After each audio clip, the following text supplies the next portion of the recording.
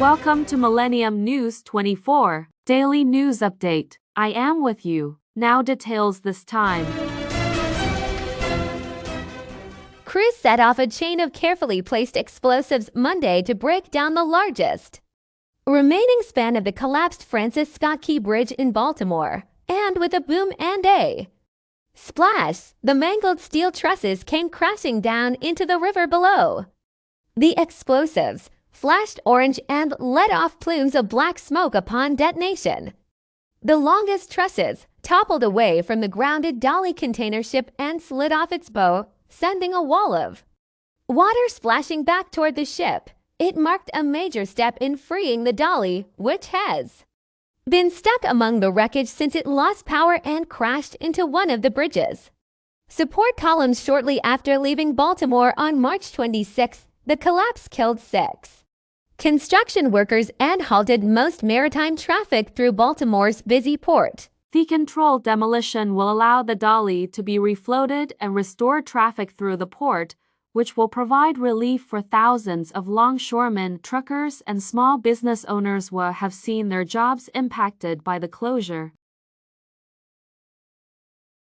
As North Carolina's public university system considers a vote on changing its diversity policy, the system's flagship university board voted Monday to cut funding for diversity programs in next year's budget. The University of North Carolina at Chapel Hill Board of Trustees approved a change that would divert $2.3 million of diversity spending from state funds to go toward public safety and policing at a special meeting to address the university budget. The board's vote would only impact UNC Chapel Hill's diversity funding, which could result in the loss of its diversity office. UNC will join the ranks of other notable public universities that have stripped diversity spending, such as the University of Florida in Gainesville, which announced in a March memo it was reallocating funds to faculty recruit. But unlike UF, which implemented its funding rollback after the state legislature passed a bill banning diversity program spending at state universities, UNC set the tone on funding cuts before the North Carolina legislature stepped in.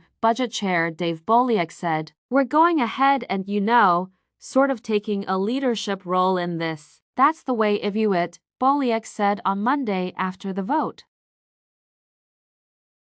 U.S. Secretary of State Antony Blinken arrived in Kyiv on Tuesday in an unannounced diplomatic mission to reassure Ukraine that it has American support as it struggles to defend against increasingly intense Russian attacks. The visit comes less than a month after Congress approved a long-delayed foreign assistance package that sets aside $60 billion in aid for Ukraine, much of which will go toward replenishing badly depleted artillery and air defense systems. On his fourth trip to Kyiv since Russia invaded Ukraine in February 2022, Blinken will underscore the Biden administration's commitment to Ukraine's defense and long-term security, U.S. officials said. They noted that since President Joe Biden signed the aid package late last month, the administration has already announced $1.4 billion in short-term military assistance and $6 billion in longer-term support.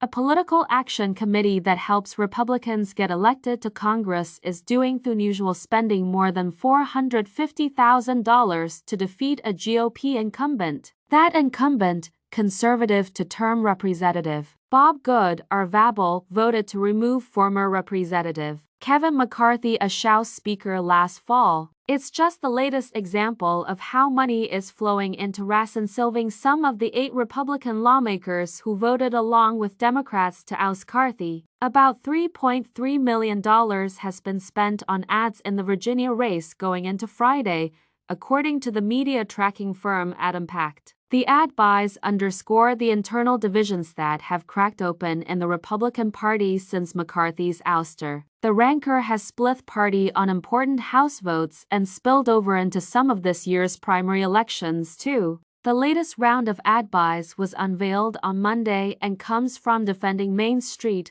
a super PAC affiliated with nearly 90 Republican lawmakers in their Republican Main Street partnership. The group describes its members as conservative, governing Republicans, It's just the second time the group has worked to unseat a Republican incumbent. Aid workers struggled Monday to distribute dwindling food and other supplies to hundreds of thousands of Palestinians displaced by what Israel says is a limited military operation in Rafah, as the two main crossings near the southern Gaza City remain closed. The United Nations Agency for Palestinian Refugees said 360,000 Palestinians have fled Rafah over the past week, out of 1.3 million who were sheltering there before the operation began. Most had already fled fighting elsewhere during the 7-month war between Israel and Hamas. Israel has portrayed Rafah as the last stronghold of the militant group, brushing off warnings from the United States and other allies that any major operation there would be catastrophic for civilians. A short break from the daily English news of Millennium News 24. Stay tuned. Welcome to Millennium News 24 Daily News Update.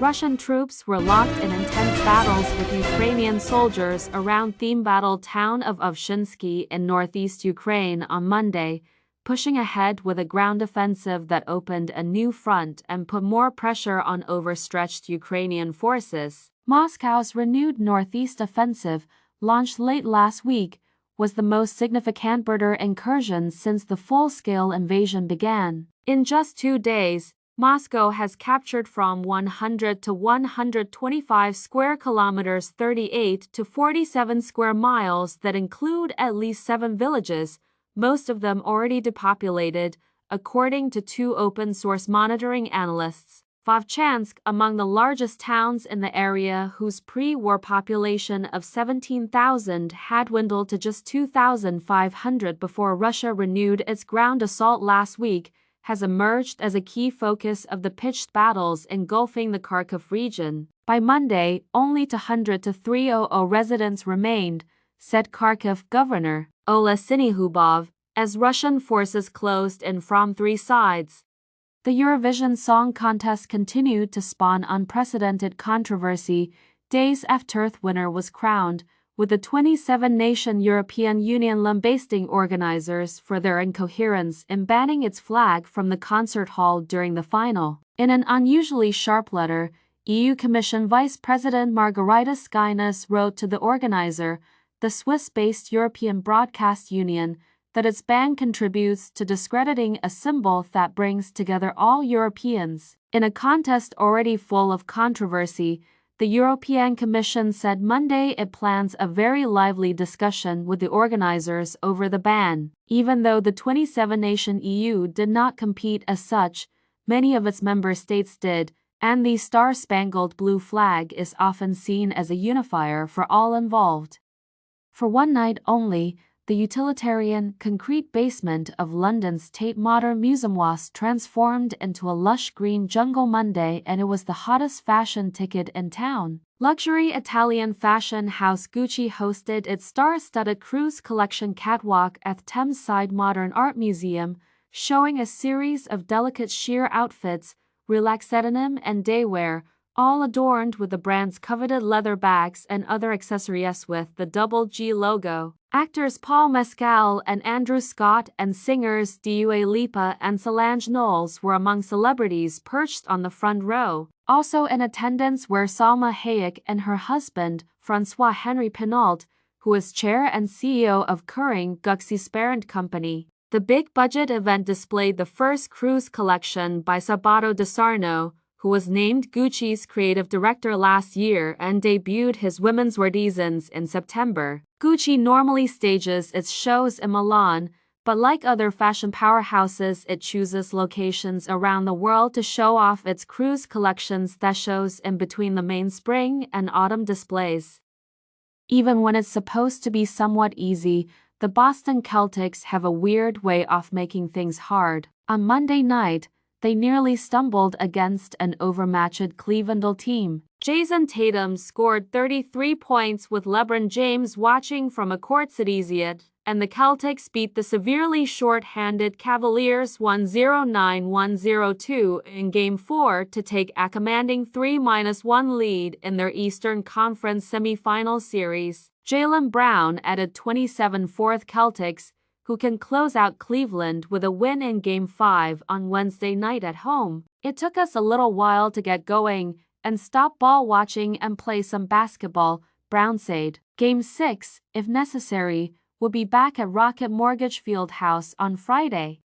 Trailing by a goal with 20 minutes to go and their season on the line, the Carolina Hurricanes weren't discouraged. They knew they could turn the game around. Jordan Staal and Evgeny Kuznetsov scored 3:06 apart early in the third period, and the Hurricanes got 4 goals in the period for a 4-1 win over the New York Rangers in Game 5 of the second-round playoff series on Monday night, staving off elimination for the second straight game. There was no panic. We understood what the situation was, Hurricanes coach Rod Brind'Amour said. It wasn't like we were dead. You were one shot away, and that's the way they approached it. Jordan Martinook and Martin Necas also scored in the Hurricanes' big third period, and Frederik Andersen, starting for the 4th time in 5 games in this series and 9th time in 10 games in the postseason, had 20 saves. No one was definitely hanging any heads, Staal said. We knew we had to have our best period, and we did. We're going to have another huge challenge going back home in a couple of days. We're fighting for our lives, and the boys showed up and it showed. This was in the daily news update of Millennium News 24 log. And to get the latest news, our all social networking site Facebook, Twitter, Instagram, TikTok is Millennium News 24. Also, our YouTube channel is News Channel M24. Viewers now on both network broadcasting Android and iOS devices, Apple TV, Roku TV, Amazon Fire TV, also all smart TV platforms. Please enjoy our entertainment and latest news and views. Our Millennium TV apps: Millennium TV USA Android, Millennium News Google, www.millenniumtv24.com. Stay with Millennium News 24. Thank you.